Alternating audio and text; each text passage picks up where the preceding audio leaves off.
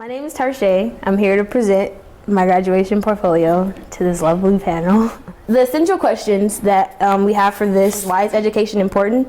And the second one is, how does my work show that I am educated? As education is important to me as an aspiring psychologist because it allows people to broaden their minds and expand their thought processes. My work shows that I am learning the skills needed to be a successful psychologist and break the cycle of closed-minded thinking throughout my family.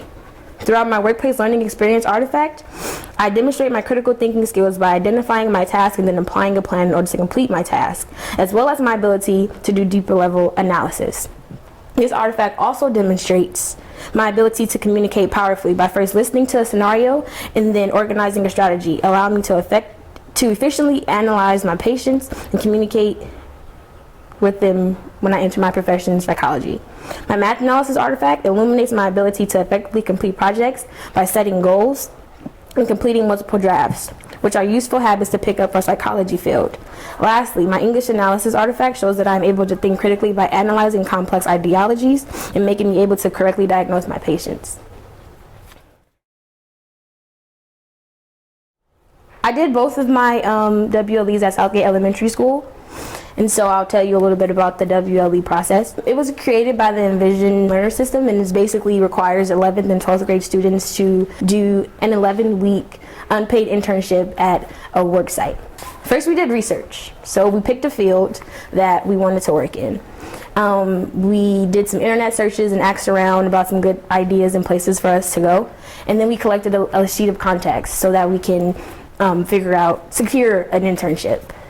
The next step was to do the pre-paperwork, and so we had to write cover letters and create a resume, which I now use when I'm applying for real jobs. I keep updating it, and I've gave it to jobs that I'm applying to.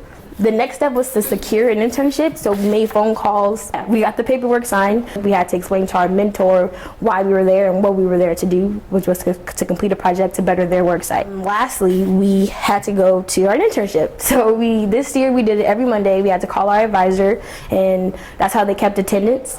And we completed blogs throughout the whole process, explaining what we were doing there and our progress. And then we completed our project and presented it. So a little bit about Southgate. It educates kindergarten through 6th grade. The campus is kind of small. It has about 30 to 35 kids per campus. They're really big on respect, and they really push for the anti-drug movement. And they're like the cutest kids ever. I worked in Miss Kimimora's class, and she's a 2nd grade teacher. I worked with 2 twins named Kevrick and Roderick. I got to work with them a little in my junior year at Southgate, but this year I focused my project specifically on them. And speaking with them, I learned that they have a speech impediment, so they don't speak clearly. They confuse a lot of the letter sounds, and it's kind of hard to understand them.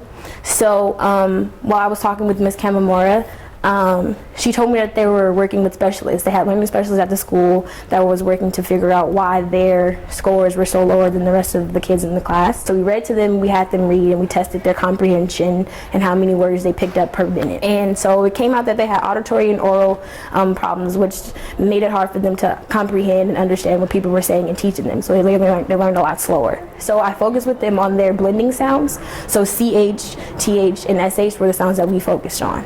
The first thing that I did was work with them in small groups with 1 to 2 other kids. There were other studies done in the past that showed that twins rival when they're put in groups together in areas in school and sports. So I split them up. I work with them individually now. So when we did get in small groups, it was either me and one of the twins, or me, the twin, and like 1 or 2 other students. Each week, I had a different number of words for them to memorize. So that's how I got them to work on their letter sounds and such things. The leadership skills that I utilized throughout this process, the first one was think critically. And so the first way I did this was by evaluating the twins with the specialists. The second thing I did was analyze their results. So like I told you guys before, they were given a series of reading tests, and in order to analyze it, there was a for every age limit. For every age, there's a certain amount of words they should be able to comprehend per minute, and that's how we evaluated them and found out where they fit onto a larger scale. We identified the problem, so it was auditory and speaking problems, and I focused on the blending sounds. The second way I did this was created a plan to help, and so my plan was to work in the small groups, give them the 100 words, and to reward them when they actually did good. So when they did memorize the words and stuff, I gave them sweets. Probably wasn't supposed to, but I did, and it worked. So it sounds like you learned a lot from doing this project and working with these students. If you were to redo this project and you had like another semester to work with these 2 students, how would you approach your support and your work with them differently? I would have probably started my lesson plans in the beginning, because I feel like once I started having a consistent thing for them to do each week, it became easier for them to really take in what I was telling them, trying to teach them.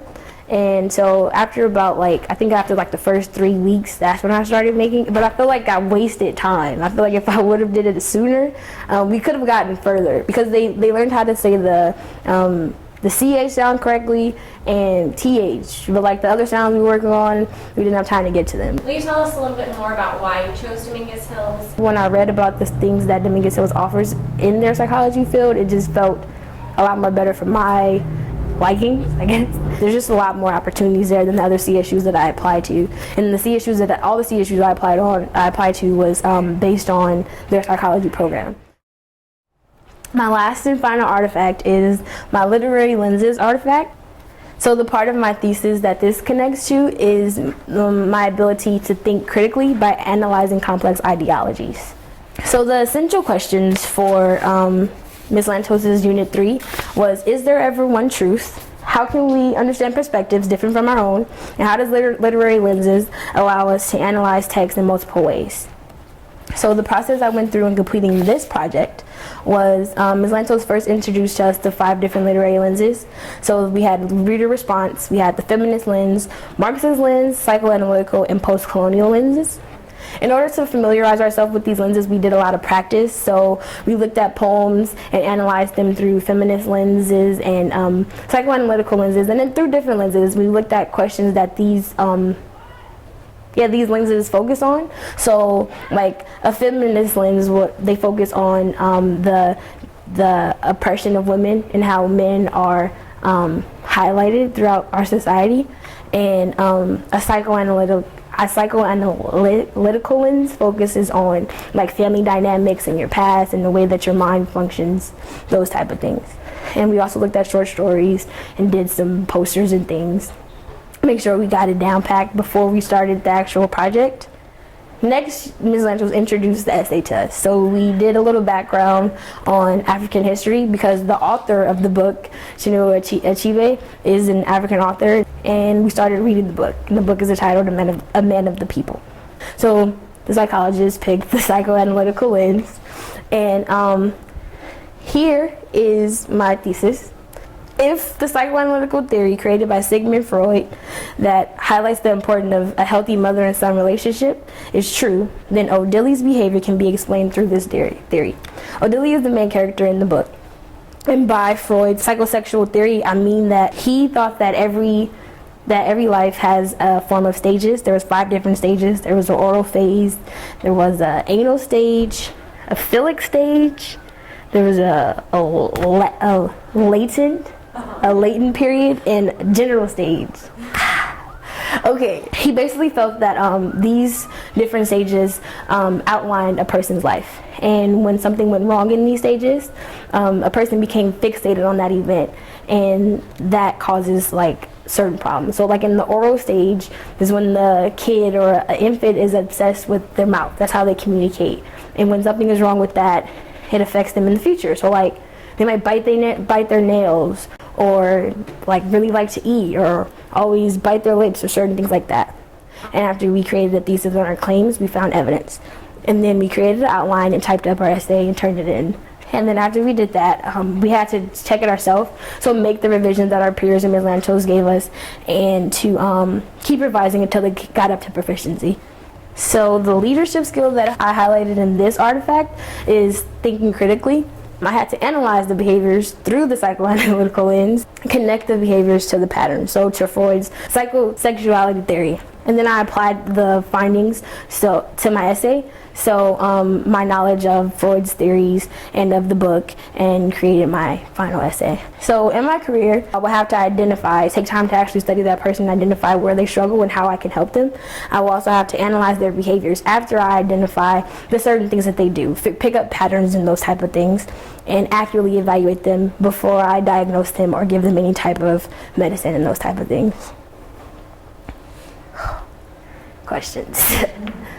So you clearly explained that you use the psychoanalytical lens to analyze this text. Will you give us a specific example of something from the novel that you used this lens to analyze, and like how that changed your perspective of what was going on?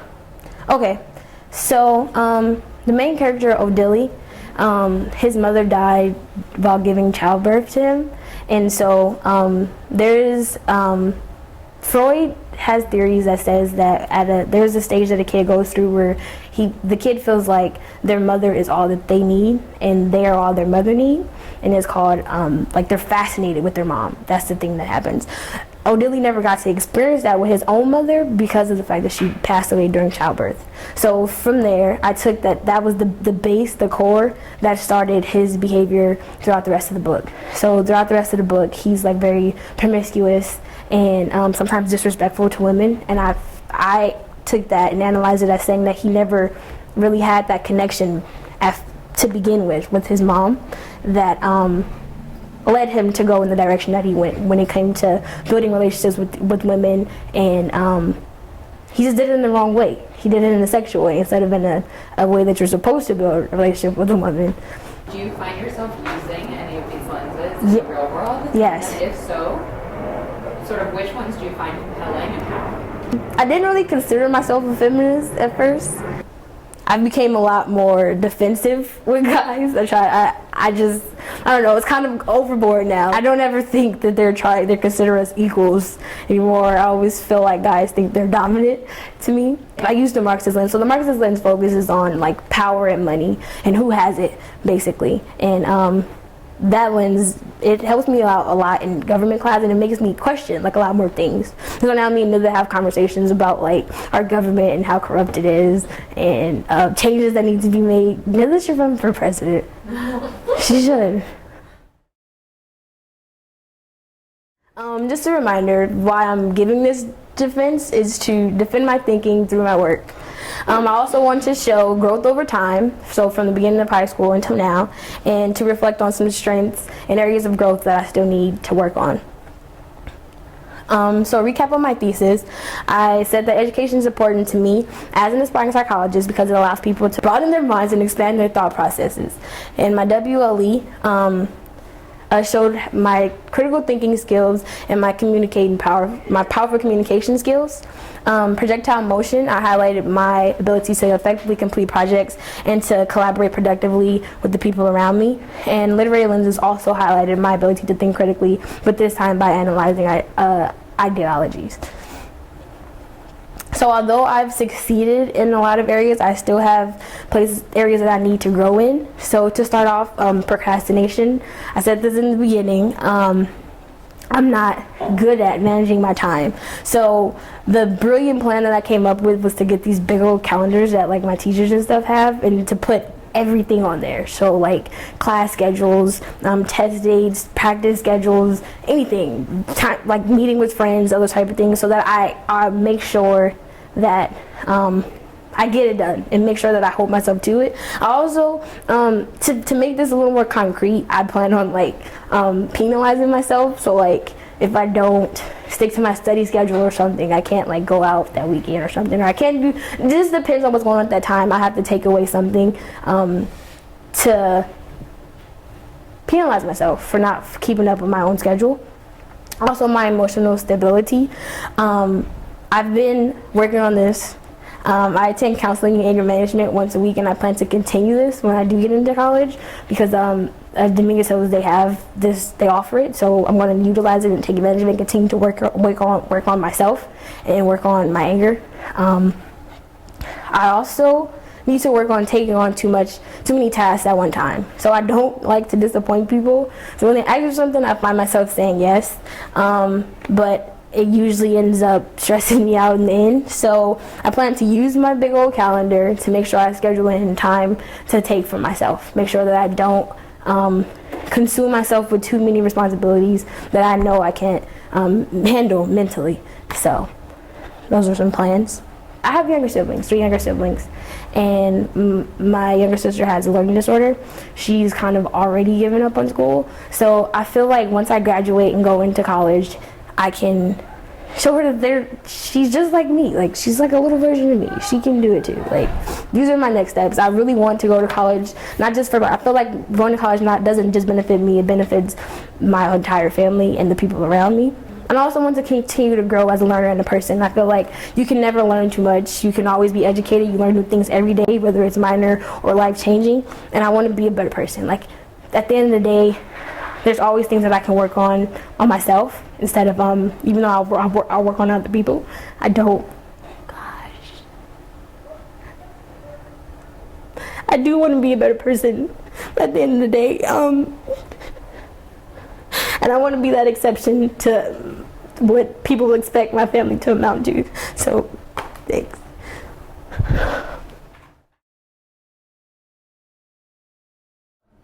After you go to Dominguez Hills, do you envision yourself coming back to Oakland? What do you see in terms of your future? So I'm going to be in college for a while since I'm going to be a psychologist.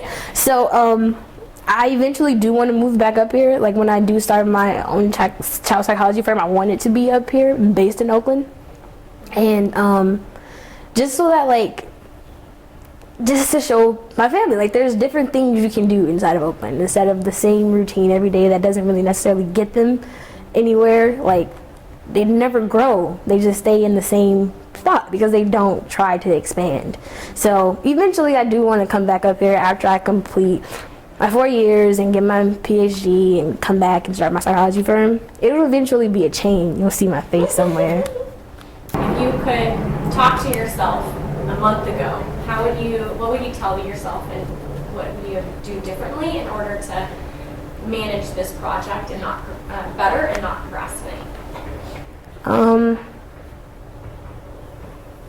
Right before this project, like before making the keynote and the visual and things like that, there was like some family events that really messed with my mind. So I started to get discouraged, and I didn't really want to do this anymore. I was kind of giving up. I probably would have told myself that. My family doesn't define who I am as a person. There's a whole lot more to myself than the screw-ups of my family. My mom basically told me that everything that's happened in the past was because of me, because I never came back to the house after she kicked me out. But I really took that to heart, because there's a lot going on with every individual ever since that event. And I started to believe it. I started to feel like I had to focus more on getting my siblings' mind right than getting myself together. But then eventually I figured it out late, of course, that if I have to graduate to show them that they can go somewhere, and if I don't pass this, I can't graduate. So it did become crunch time, and I got it together eventually. But I probably would have told myself that my family doesn't define who I am as a person. These days I see more stress than anger. And I wonder, that may be sort of the evolution of how you're developing. I wonder if you have some thoughts about how you're going to deal with that when you move away from home. I feel like this is a big turning point in my life, so there's going to be a lot of stress because there's a lot on the line. So accepting that, I think, will help me get through the stresses of college, because I feel like in order for me to get to where I want to go, I have to get through these type of things. So instead of me getting angry and shutting down and all those type of things, I have to push through it. Like, I have to complete it. I can't just fall and crack under pressure. So I think it's all about mindset, to be honest. When I go to college, it's all about keeping a positive mindset and remembering why I'm there and the bigger picture, the bigger goal of what I'm trying to accomplish. Are there little things that you can do to like take care of yourself Yeah. that you've developed? So I go running. I like to run. I figured that out. I listen to music. I eat a lot, which probably isn't healthy, but I eat to relieve stress. I talk more now. I used to didn't speak. I felt like, I don't know, it was a sign of weakness, showing everybody what I was worried about. My friends have a lot of different personalities, so like when I talk to them, I get a lot of different things back, and it helps. Like either if it's funny and it doesn't make sense, or if it's like it's real tips, like things that I can do. So I speak now instead of holding it in, bottling it up, and building it up over time, and that helps a lot too. Wow. Oh man.